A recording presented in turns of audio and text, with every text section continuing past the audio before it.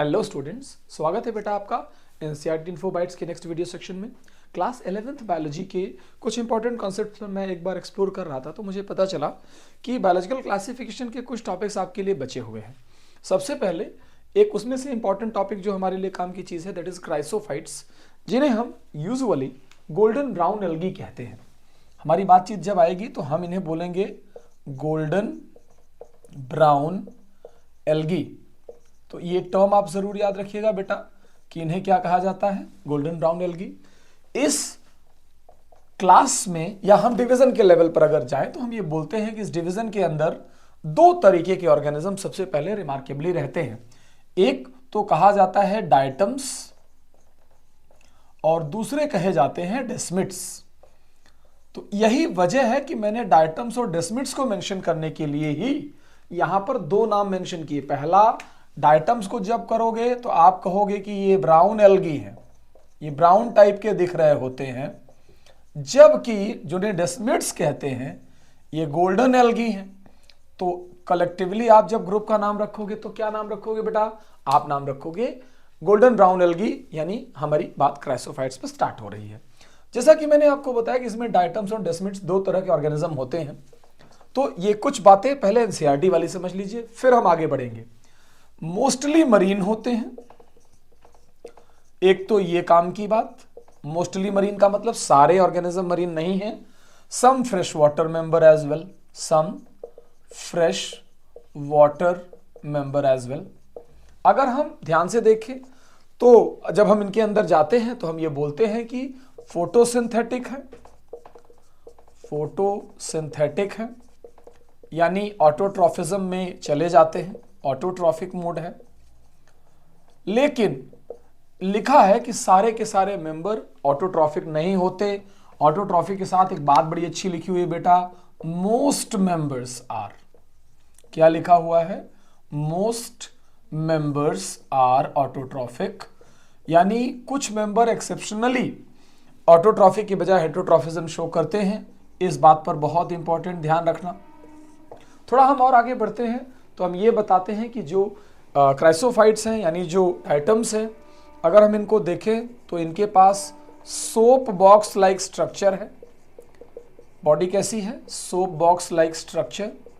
Soap box like structure में soap box दो part से बना है, एक हाइपोथेका और एक उसके साथ बेटा एपिथेका है। दोनों चीजें साथ साथ, हाइपोथेका और एपिथेका, ये ध्यान देने वाली बात है। इस हाइपोथेका और एपिथेका पर सिलिका डिपोजिशन हो जाता है। रिमार्केबल चीज ये भी समझिए क्या हो जाता है, सिलिका डिपॉजिट हो जाती है। सिलिका डिपॉजिट होने की वजह से इनकी जो सेल वॉल है ये इनडिस्ट्रक्टिबल हो जाती है। सेल वॉल टर्न्स इनडिस्ट्रक्टिबल, और जब ये सेल वॉल इनडिस्ट्रक्टिबल हो जाती है तो इन गोल्डन ब्राउन एल्गी की डेथ के बाद ये ओशन के बेड में डिपॉजिट होती रहती है। तो मैंने यहां लिख दिया है कि डिपॉजिटेड इन ओशन बेड, यानी उनके सरफेस पर ये डिपॉजिट होती रहती है for billions of years, for billions of years. तो जब आप ये कहेंगे कि बिलियंस ऑफ ईयर्स तक ये डिपॉजिट होती रहती है, फिर ये वहां से एक्सट्रैक्ट कर ली जाती है, एक्सट्रैक्टेड एज डायटमेसियस अर्थ। ये किसकी तरह एक्सट्रैक्ट कर ली जाती है बेटा, डायटमेसियस अर्थ की तरह। अब आपको ध्यान देना है कि डायटमेसियस अर्थ क्या चीज के लिए यूज किया जाता है। डायटमेसियस अर्थ एक ग्रिटी नेचर का सब्सटेंस है। कैसा सब्सटेंस है, ग्रिटी नेचर का। ग्रिटी से मेरा मतलब ग्रेन्युलर, दानेदार की बात होती है। आप सैंड पेपर देखे होंगे, वो ग्रिटी नेचर का होता है। ये ग्रिटी नेचर का एक सब्सटेंस जो हमें वहां से निकाला जाता है, इसको हम फाइन ग्रेन्यूल के फॉर्म में कन्वर्ट कर लेते हैं और हम इसे यूज करते हैं पेंट्स में, पॉलिशेस में, शू पॉलिशेस में यूज किया जाता है। इसके अलावा filtration of oil and syrup, filtration of oil, जो बड़ी बड़ी ऑयल रिफाइनरीज हैं उनके फिल्टर के फॉर्म में, एंड सिरप। तो जो सिरप बोला मैंने, यहां पर मेरा सिरप से मतलब है शुगर फैक्ट्रीज में जो गन्ने का जूस होता है उसको फिल्टर करने के लिए क्या यूज किया जाता है बेटा, diatomaceous earth. That is why sugar is that white in nature की बहुत purified form of sugar cane juice use किया जाता है वहां पर। जब हम आगे बढ़ते हैं तो हम ये कहते हैं कि जो डाइटम्स होते हैं इनके पास फ्लैजेला नहीं है, फ्लैजेला अब्सेंट है। तो फ्लैजेला अब्सेंट है तो ये इनकी जो लोकोमोशन है दोस्त, locomotion is through water current, through water current, चूंकि ये वाटर करंट से एक प्लेस से दूसरे प्लेस मूव करते रहते हैं, जहां जहां पानी जाता है वहीं वहीं ये चले जाते हैं। ऐसी मूवमेंट को पैसिव मूवमेंट कहा करते हैं, और जो पैसिव मूवमेंट शो करते हैं they are called as planktons. ये वर्ड भी यहां पर आपके लिए काम का है। इसके अलावा एक बड़ी इंपॉर्टेंट बात कि ये चीफ प्रोड्यूसर इन ओशन है, चीफ प्रोड्यूसर इन ओशन है। समुद्रों में जो खाना बनाने का काम है उसमें सबसे मेन नंबर 1 पर कौन है, यही डायटम्स है, और ये इस तरीके से हमारे साथ बने हुए हैं।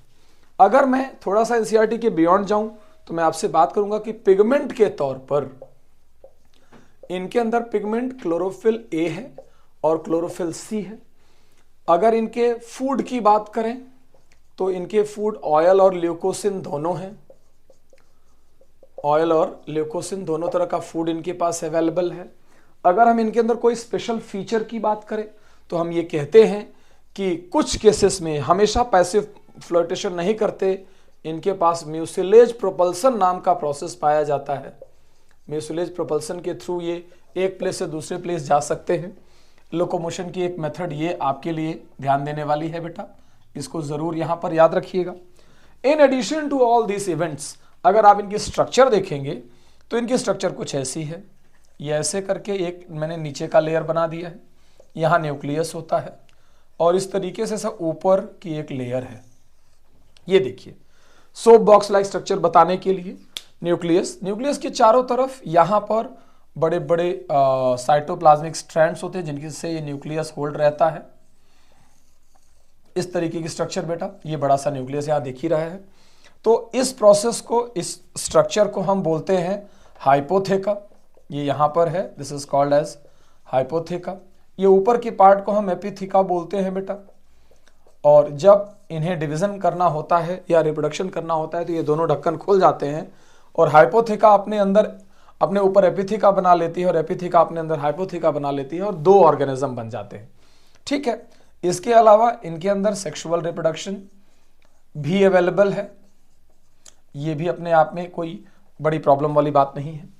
जो क्राइसोफाइट्स हैं, अगर मैं थोड़ा सा उसमें बताऊं तो 2 चीजें होती हैं। एक होता है रेडियल सिमेट्री वाले क्राइसोफाइट्स, रेडियल सिमेट्री के साथ, तो रेडियल सिमेट्री के साथ इनको हम सेंट्रिक टाइप कहते हैं बेटा, सेंट्रिक टाइप ऑफ डायटम्स कहते हैं। और इसका एग्जाम्पल मेलोसेरा है, मेलोसेरा। दूसरी तरफ जो बायलेटरल सिमेट्री रखते हैं, बायलेटरल सिमेट्री वाले हैं, अगर हम इनकी बात करें तो इन्हें कहते हैं पेन्नेट टाइप, और इसका एग्जाम्पल जो है वो नेविक्यूला है। तो इस तरीके से आपको इनकी सिमेट्री समझा दी है मैंने। सेक्सुअल रिप्रोडक्शन, असेक्सुअल रिप्रोडक्शन यानी वेजिटेटिव रिप्रोडक्शन के थ्रू भी हमारी बातचीत हुई, और वेजिटेटिव रिप्रोडक्शन, ये तीनों तरह के रिप्रोडक्शन के प्रोसेस होते हैं। स्ट्रक्चर दिख रहा है, mucilage propulsion, food, pigments, chief producer in ocean, locomotion, flagella, diatomaceous, earth, gritty nature, paint और पॉलिशेस में यूज किया जाना, और इस तरह सोप बॉक्स लाइक स्ट्रक्चर और फोटोसिंथेटिक पिगमेंट। हमारी सारी बातें यहाँ पर हैं। आप इन्हें जैसे ही रिवाइज करेंगे आप क्राइसोफाइट्स के बारे में बहुत इंपॉर्टेंट बात बता सकेंगे। टेक केयर बेटा।